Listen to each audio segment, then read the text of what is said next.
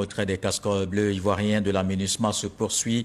L'opération a débuté le 8 octobre dernier. Le désengagement des 650 derniers soldats du secteur ouest de Tombouctou suit son cours avec sa 9e rotation. Une fin de mission comme prévu par les Nations Unies sur le territoire malien. Abou Sanogo.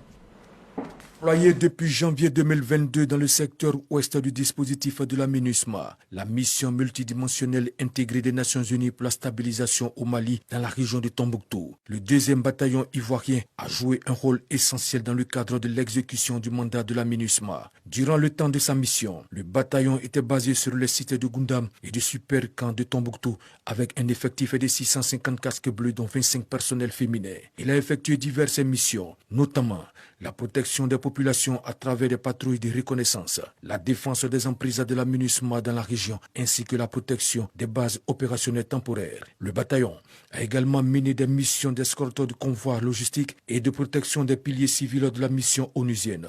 Après 10 années d'existence, le Conseil de sécurité des Nations Unies a décidé en début de cette année de mettre fin au mandat de la mission multidimensionnelle intégrée des Nations Unies pour la stabilisation au Mali. À compter du 30 juin 2023, la priant de commencer immédiatement la cessation de ces opérations et le transfert de ses tâches, ainsi que la réduction et le retrait de son personnel, afin que le processus soit achevé le 31 décembre 2023. Ainsi, ce sont 48 personnels des forces armées de Côte d'Ivoire embarqués à bord de 2 aéronefs de l'armée ivoirienne, l'un pour la troupe et le second pour le paquetage, qui ont foulé le tarmac de l'aéroport international Félix Houphouët-Boigny. Cette 9e vague de rotation sur les 10 prévues porte à 90% le nombre de personnels militaires ivoiriens ayant quitté le territoire malien. Le reste du contingent, qui constitue la 10e et dernière rotation, aura pour mission l'escorte de la logistique en phase avec les forces armées maliennes et les Nations Unies.